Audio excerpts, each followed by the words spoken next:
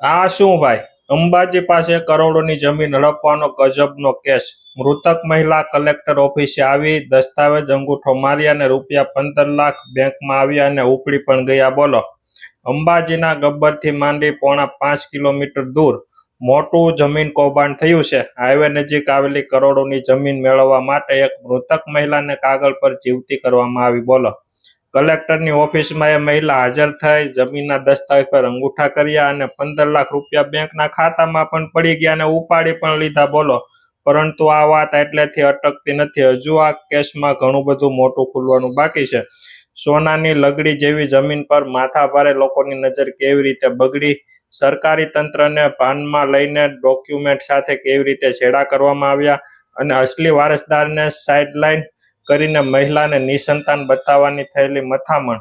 આ ઘટના ચોંકાવનારો હોવાનો પાછળનું સૌથી મોટું કારણ એ છે કે આ કોઈ સામાન્ય જમીન નથી. સરકારી રેકોર્ડ પર તે 73 AA ની ઓળખ મેળવી છે. સરળ ભાષામાં કહીએ તો આવી જમીન વેચવી હોય તો પણ જમીનના માલિકે કલેક્ટરની મંજૂરી લેવી પડે, કારણ કે આદિવાસીઓ જમીન વિહોણા ન થઈ જાય એ માટે સરકારે આવો નિયમ બનાવ્યો છે. હવે મૂળ વાત પર આવીએ તો આખો ખેલ સમજીએ. વાત છે સાબરકાંઠાના દાંતા તાલુકાના કુંભારિયા ગામની, જ્યાં આદિવાસી પરિવારના રામીબેન અણદાભાઈ અંગારી રહેતા હતા. તેની પાસે પોતાની માલિકીની 1.32 હેક્ટર જમીન હતી. આ જમીન ગુજરાત જમીન મહેસૂલ કાયદાની કલમ 73 AA હેઠળ આવતી હોવાથી, એટલે કે નિયંત્રણવાળી નવી શરતની જમીન હોવાથી, તેને કોઈ બિન આદિવાસી વ્યક્તિને વેચવા માટે સરકારની પૂર્વ મંજૂરી મેળવવી અનિવાર્ય હોય. આથી 6 મે 2014ના રોજ રામીબેન આ જમીન વેચવા માટે કલેક્ટર કચેરીની મંજૂરી માંગી હતી. બસ આ જ દિવસથી ભ્રષ્ટાચારના બીજ રોપાયા. જમીનનો સોદો પૂરો થાય એ પહેલા જ રામીબેનનું મૃત્યુ પામ્યા અને ચડયંત્ર શરૂ થયું. આ જમીન ખરીદવામાં તેમના જ ગામના નીરુબેન મોરજીયાએ રસ દાખવ્યો હતો. જૂન 2014માં આ જમીન વેચવાનો બાનાખત દસ્તાવેજ નીરુબેનને મોરારજી પાસેથી 15 લાખની રકમમાં નક્કી કર્યો હતો. આશ્ચર્યની વાત એ છે કે રજિસ્ટર્ડ બાનાખતમાં રમીબેન વારસદારો હોવાનો અને આ સોદામાં તેની સંમતિ હોવાનો સ્પષ્ટ ઉલ્લેખ કરવામાં આવ્યો હતો. જોકે હજુ સુધી કલેક્ટર જમીન વેચવાની મંજૂરી આપી ન હતી. આ સોદામાં દાયકીય રીતે પૂર્ણ થાય એ કલેક્ટર તરફથી આખરી મંજૂરી મેળવી ને પહેલા 21 ઓગસ્ટ 2014ના રોજ રમીબેને કુદરતી રીતે મૃત્યુ નીપજ્યું હતું.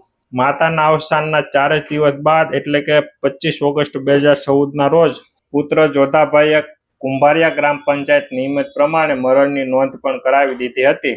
નિયમ મુજબ જમીનના માલિક અવસાન થયા બાદ આ કિંમતી જમીન પર સીધો તેના વારસદારનો હક બને, પણ મહેસૂલી રેકોર્ડ એટલે કે 7/12ના ઉતારા અને 6 નંબરના હકપત્ર વારસદાય આંબો પાડી વારસદારના નામ ચડાવવાની પ્રક્રિયા શરૂ થવી જોઈએ હતી. પરંતુ અગાઉ કલેક્ટર પાસે જમીન વેચાણ માટે માંગેલી મંજૂરીના કારણે એ ચડયંત્ર શરૂ થયું. રામીબેનના મૃત્યુ 15 દિવસ બાદ બનાસકાંઠા જિલ્લાના કલેક્ટર જમીન વેચાણની તેમની અરજી હાથ પર લીધી. 6 સપ્ટેમ્બર 2014ના રોજ આદેશ કરી જમીનને વેચવાની મંજૂરી માંગનાર રામીબેન અને ખરીદનાર નીરુબેન મોરજીયાની જરૂર આધાર પુરાવા સાથે રૂબરૂ સુનાવણી માટે બોલાવવામાં આવ્યા. રામીબેન હયાત ન હતા, છતાં કલેક્ટર કચેરીના સત્તાવાર રેકોર્ડ મુજબ 15 સપ્ટેમ્બર 2014ના રોજ થયેલી સુનાવણીમાં જમીન ખરીદવામાં રસ દાખવનાર નીરુબેન તો હાજર રહ્યા જ હતા. આ ઉપરાંત ઓગસ્ટ મહિનામાં મૃત્યુ પામેલા રામીબેન પણ કલેક્ટર સમક્ષ રૂબરૂ હાજર રહ્યા હતા. એવું